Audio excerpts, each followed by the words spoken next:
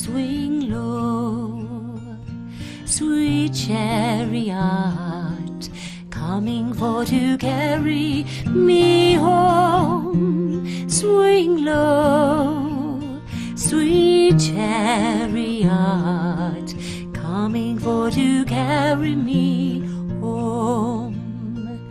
I looked over Jordan, and what did I see? Coming for to carry me home. A band of angels coming after me, coming for to carry me. An obstetric fistula, also known as vesicovaginal fistula, it is a hole between the vagina and the bladder, or the vagina and the rectum, whereby feces or urine comes into the vaginal opening. And it could be caused by obstructed unrelieved labor. That is when the head gets engaged in the vagina, the membrane between the vagina and the bladder gets sort of eroded, gets deadened, and by the time the baby comes out, because of lack of supply of blood around those tissues, causes a hole. Through that hole, the leaking is continuous, unless an intervention or sort of surgical repair happens. The fistula, stays and could be very messy. Da ake samun sa. Da wasu kuma fa? Ana samun shi ta hanyoyi da yawa. To. Gaya mana ji hanyoyi. Ana samun shi daga hanyar haihuwa. Wasu kuma haka nan ma faduwa za su yi mugun faduwa wani cikin shi ke mutum tsaye. Wani ya ƙara faɗa ne, ta hanyar haihuwa ya ce ga shi ta hanyar haihuwa ba. Haka nan abin yake sami wani ya haihu lafiya ma abin ya same shi daga baya. Haka ne. Kuma da tabbatar da an goya. To, gyara? A haihuwar ake gyaran ko kafin haihuwa? A'a ba a haihuwa ba. Okay. Akwai wasu da ba su taɓa yi ba ma daga shirar beli. To, beli wanne na 'yan ƙanana ko suna manya ake cire beli? Suna manya. Ta wato sai su kasa saduwa da su ke. To, in aka ga an kasa sai kawai a kira a ce beli? To, wanzami? Kuma daga nan Allah ya kawo tsotson kuma ya ciwon abu. Basically, you find that a young lady or an old lady, when you ask for the history, you find that it's through delivery that she got the VVF. And this form of delivery, it may be at home. She might have been laboring at home for a day, 2 or 3 days, and the pelvis does not give up.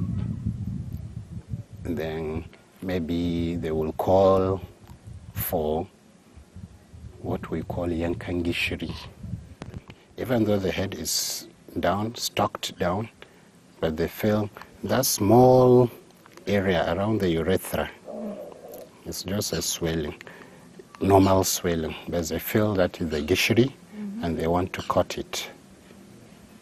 So they go on cutting, and still the lady could not deliver.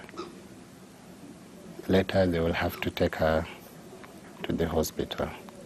Unfortunately, when they go to the hospital, the baby might have died. My sister is in labor room for 3 days. So I was so panicking. I didn't sleep well. So in the early hours of the Sunday, I just rushed to the house. I found out she has delivered. And they told me that the child died and she's not well. So I never think of the problem is so serious. So I go back.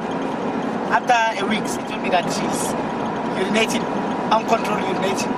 So, and it is the doctor, it is the hospital that proved us that it is BVF. When I saw her in the first place that she can no walk, I never think she's my sister. I found my sister laying down, cannot even stand up properly. This is my sister, she's serious. That's why I'm almost here, dear. That's it.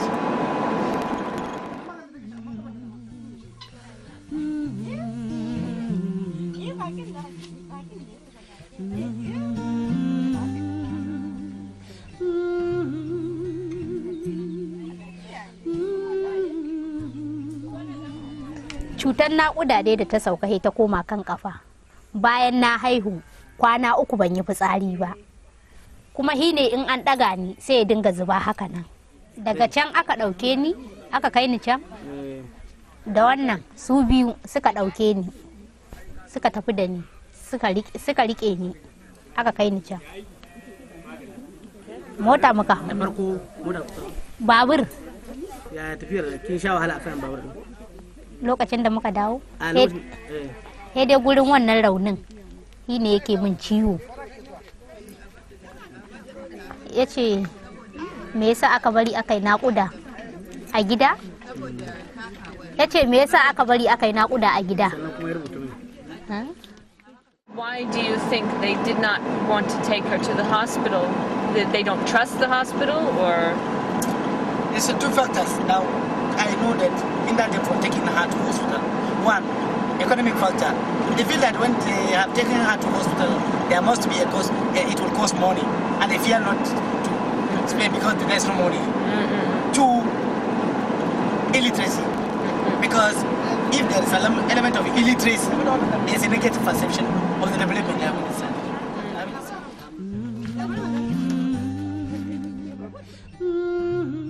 You find that among the factors, there is the attitude of not delivering, or rather not seeking medical assistance when needed.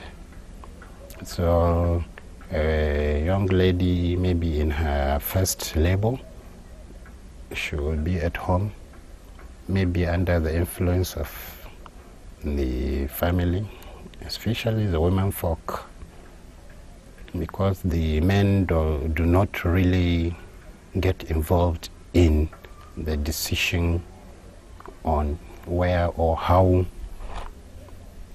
a woman should deliver.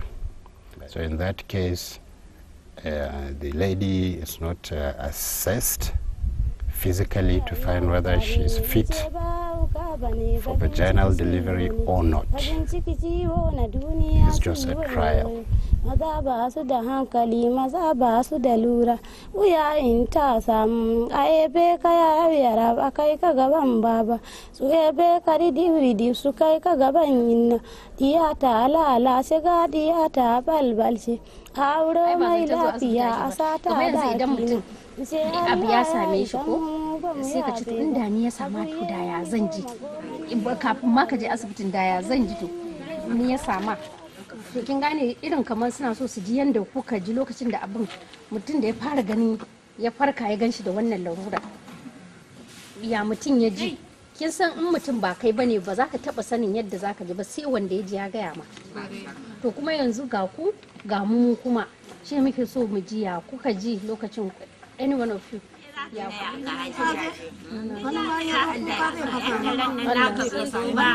wani na kama wanda yake tausaya muka yi ma kuka zai kama kuka za ka yi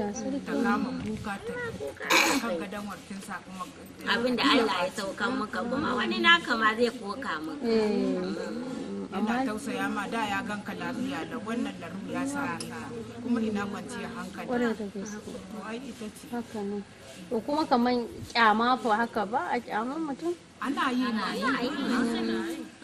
kaman ya kuma ban su in ka ba mutum abinci ya kici koko in kana ɗaya ma ya tashi daga baka a cikin gidan da ake zaune tare ya san sare kuma ka gane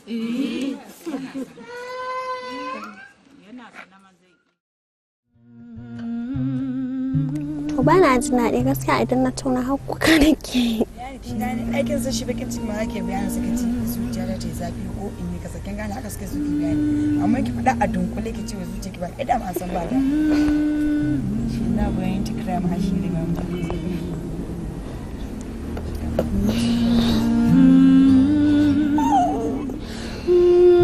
Mama arbin ba zai yi ba.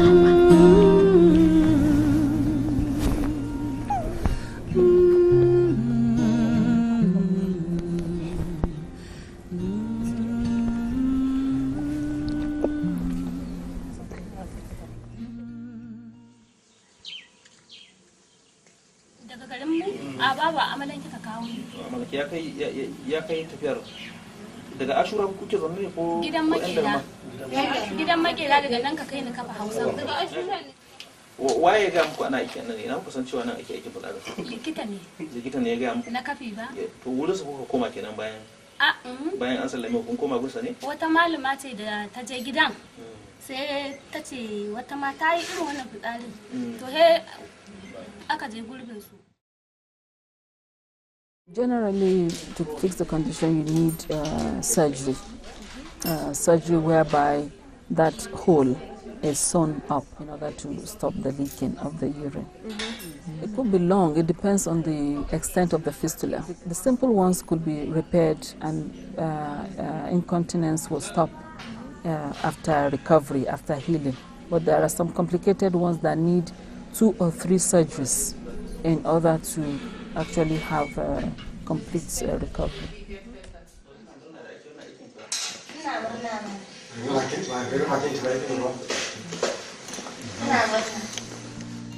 If you get to heaven before I do, coming for to carry me home, tell all my friends I'm coming there too, coming for to carry me home. Swing low, sweet cherry. The hospital delays, are the delays due to a lack of trained personnel? Here in Kano State, I can say we have a substantial number of trained personnel, but the number of doctors in proportion to the number of patients, the difference is quite wide. When I was a house officer, we used to be 2 of us on duty from morning to the next morning. So in that situation, at least there is no much pressure on the doctors. But now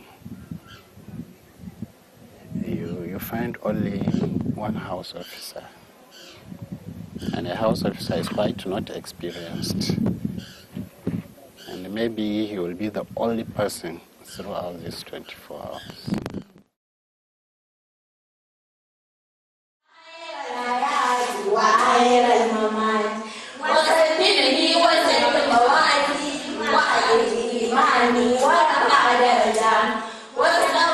This center, which is the Foundation for Women's Health Research and Development Center, we call it Forward Center, was established in 1999. Basically, it was set up in order to help women who have become traumatized with fistula to regain their lives back, to live again. Because what we try to address at the center are stresses which the woman has had due to this fistula.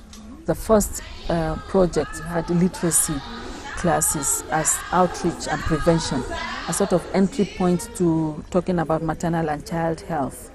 The psychological is to give them counseling, looking at them as an individual, what caused the fistula.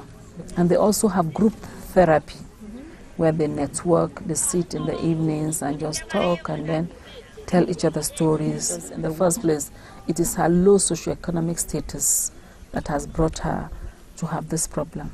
So we give them skills to generate income. They need the economic power in order to go back and reintegrate it back into their community. Ina farkawa sai na farka na ga dama kamar na daɗe da shi. Hey, mahaifiyata ta ce yau me za ta gani, ikon Allah za ta gani. Hey, ta kama kuka. Hey, na ce ki daina kuka, ikon Allah ne. Allah riga ya kadarto haka za ta same ni.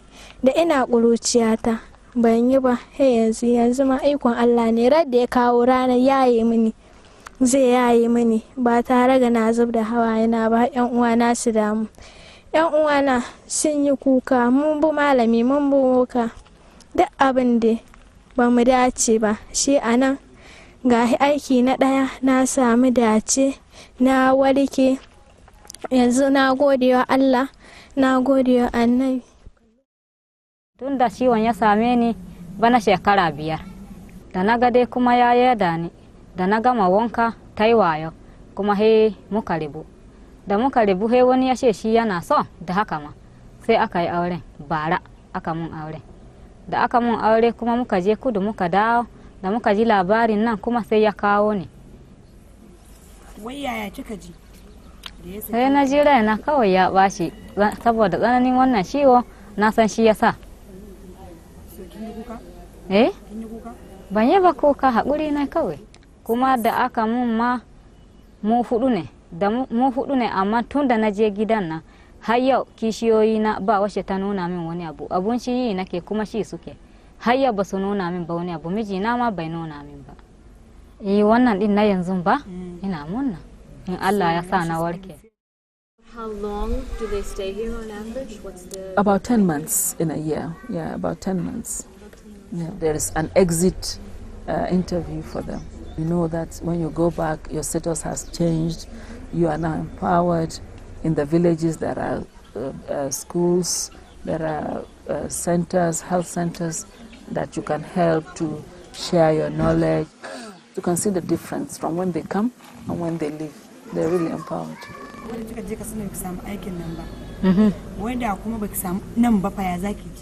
Ya zan ji yan jira na ya baci. In baki samu gyara ba a can nan ma baki san wanda zaki ji ainihin gyara ba. To. Ya zaki kula da ya zaki da tsari. Ya zan yi da shi? To sai in haƙuri in ba magani ya zan yi.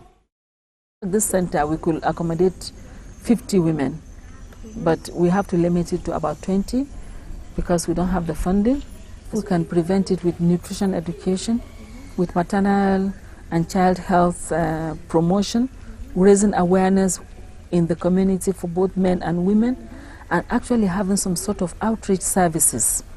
One of the problems we have is the transportation of women coming and the access to maternal health services. So what I think would be best is for us to be able to carry ourselves there, because 90% of the women, even when they come for antenatal in town, at our centers or any health center, they will still deliver their children at home. Da na zo da na warke, Allah Ubangiji ya ƙara mana lafiya. ‘Yan uwana ma waɗanda ba su samu aiki ba, Allah ya kawo musu likita ya yi musu. Waɗanda kuma ba su samu dace ba, Allah Ubangiji ka ƙara musu lafiya, ka ƙara musu sauƙi.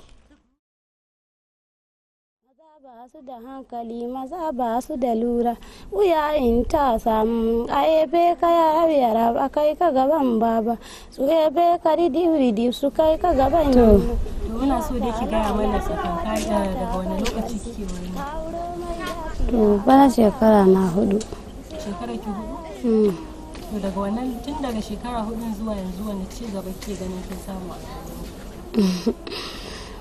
abinda na samu ta Allah ya sa na ci gidan nan na koyi ilimin karatu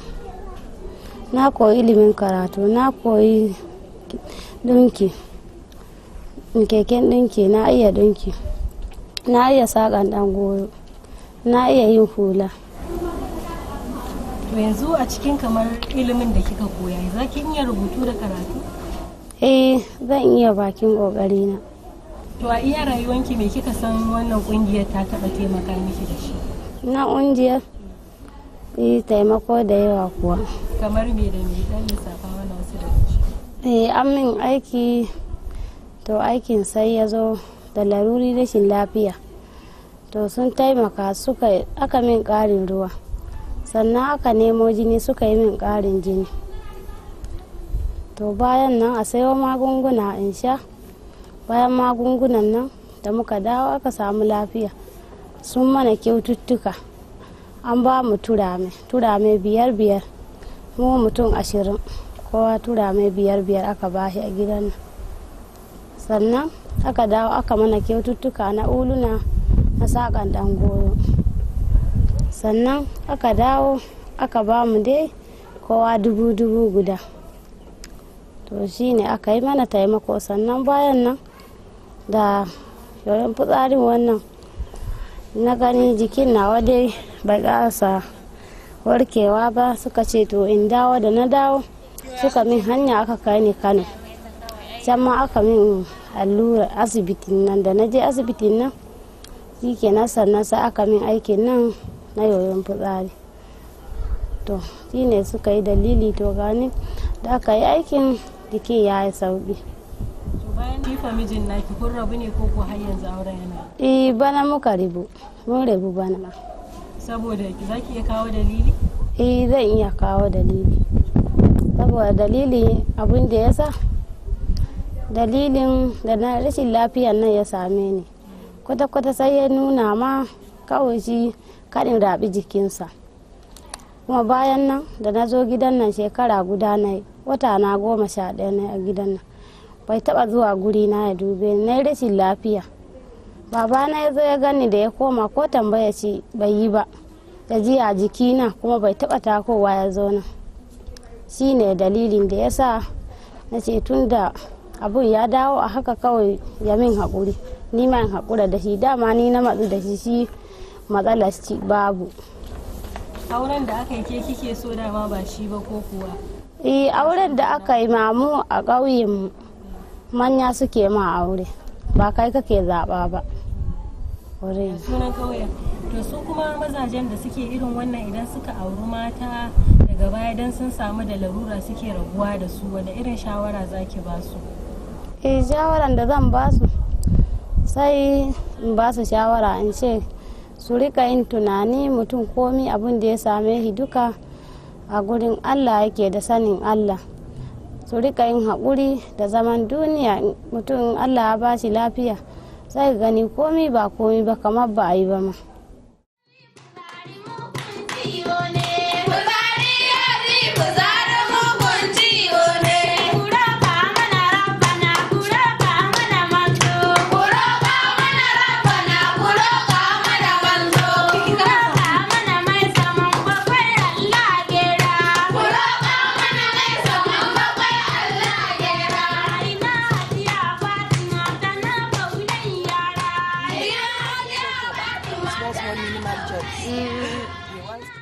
Yaushe kika dawo nan gari? Yau wata 5. Nan gidan mijinki ne? A'a, gidan iyayena ne. No. Wai ba ki tuna yanda aka kai ki asibiti, aka kai ki VVF center da yanzu wani bambanci ne kika gani, me kika ga kowar suka yi miki? Sun mana abu na kirki wallahi, na ji daɗi. Me kika koya a can? Sana'o'i. Da me? Man shafa, ɗan goyo, ɗinki, karatu. Kina amfani da wannan abubuwan da kika koya a can? Ina amfani da su. Kina sauran abubuwa? Ina yi. Wai me kike son ki karanta? Kina karatu wani me kike karanta? Qur'ani. Me kike fata nan gaba ya same ki? Me kike fata me yin burin ki nan gaba?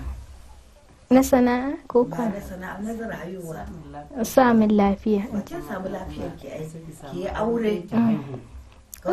Da mijina ma ba komai haka nan dai yau dai haka dai da ake cewa hiru har yanzu bai da ba za a aika masa yau. Ba yana aiki ne ba, baya aiki kaman aikin rani? Bai tafi aikin rani ba? Yana yi ba sosai ba. You can see the difference from when they come and when they leave. They're really empowered. What changes have you seen in your sister Binta? You can even read the changes through my face, because if you can remember when you meet me in the first place, my face is not like that. I'm not so happy like today. So there's a lot of changes, because I can remember last year August. I'm very, very worried about the conditions of my sister Binta. Due to that BBF, the food dropout cannot even allow her to walk. Therefore, I did very wonderful job to her, and now the condition is in progress. Binta can not even walk, she can run. She can run, yes. So, and the leaking is much, there's an improvement. Yanzu kamar in kika warke Allah ya baki sauki kika bar nan kike tunanin zaki a rayuwarki? a rayuwata ina so ilimin nan da na samu a nan gurin ina so idan na je can Allah ya sa wannan ilimi da na samu in daɗa ci gaba da shi wannan sana'a kuma ina misalin kamar wannan ɗinki da na iya idan na je gida in Allah ya taimake ni ya bani lafiya wannan ɗinki shi ma ina iya yi in na je gida. Baya ɗaya da ban miki ba shi ne har yanzu kina tare da mai gidanki ne ko kun rabu? A'a ina tare da mai gidana. Yana zuwa nan yana ganin ki? Yana zuwa. Wannan yaron na ke da shi da tare da mai gidan kuka haife shi? A'a shi wannan mai gida fita na yi shi wannan haihuwa da na yi a gidan wannan mai gida na ita ce na fara yi a hannunsa. Wannan yana da rai ko yar ko kuwa? A'a ɗa ne kuma ya mutu. Nasara na 'yan yara. Shawarar da zan ba su zan ce mazan da Allah ya sa matansu ya ɗora musu wannan laruri su yi tawakali ga Allah lokacin da suka auri matan nan nasu ai da lafiya lau suka aure su kuma dan larura ta samu mataka in ka yi tunani ka yi tawakali ga Allah ba ka ƙi ta ba saboda ita ma wannan cuta da Allah ya ɗora mata ba fasaye te ba ubangiji ne ya ɗora mata a haka kai ma Allah zai jarrabe ka ka iya riƙe ta da wannan abu da Allah ya ɗora mata ka yi haƙuri da wannan cuta da Allah ya ɗora mata da haka har Allah ya bata lafiya.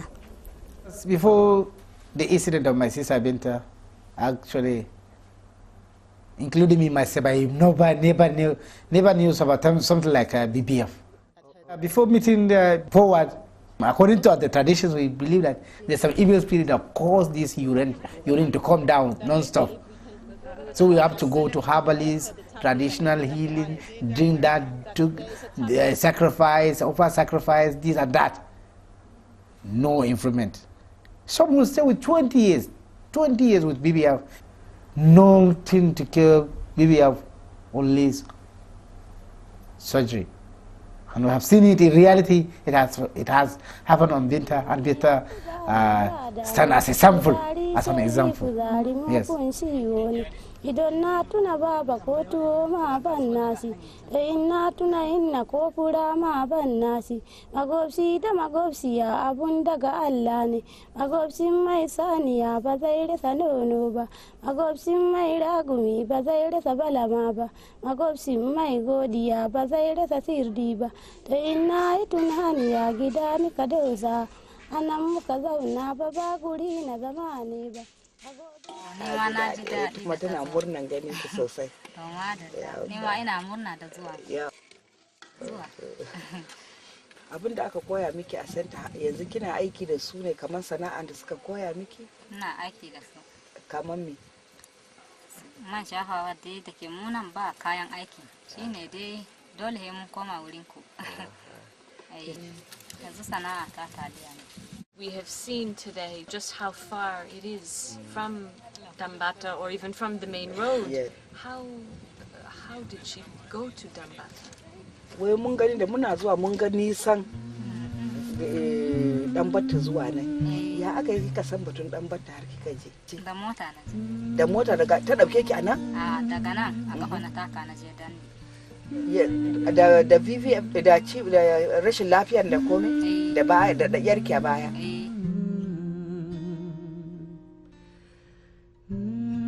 An ce za a sake miki za ki je? Yanzu ma ina da miji. Ina nan in Allah ya yarda in an samu yadda ake so dai a samu lafiya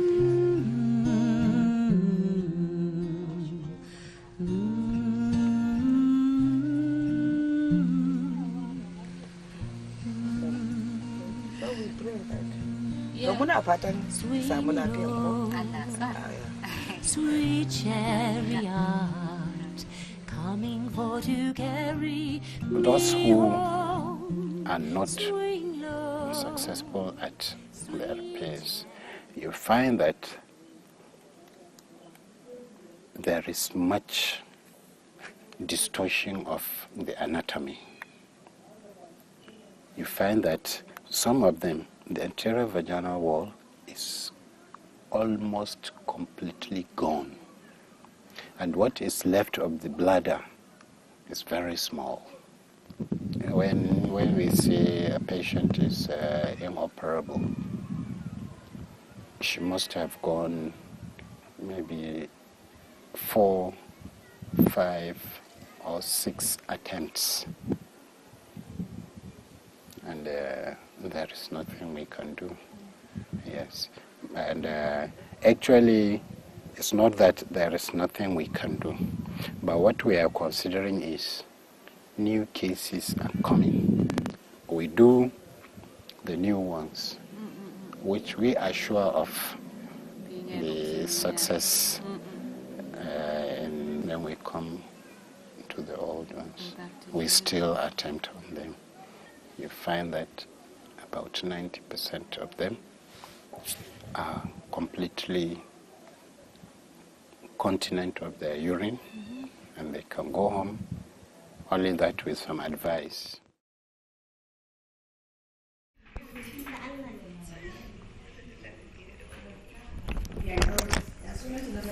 To karatu yana da amfani. To da ba karatu ma ai ba a samu likitocin da su ringa taimakawa da mata ba ko diddai da sauransu. Kuma da Allah a dinga yin karatu, ko da ba a samu na boko ma ko da na arabic ne a ringa yi, ka samu kai ma ka dan samu ci gaban ka a rayuwa, ko da sana'a ce dai haka. Shine shawara ta. In so many writings, early marriage is being mentioned, early marriage. But in my opinion, it's not actually the early marriage, but more of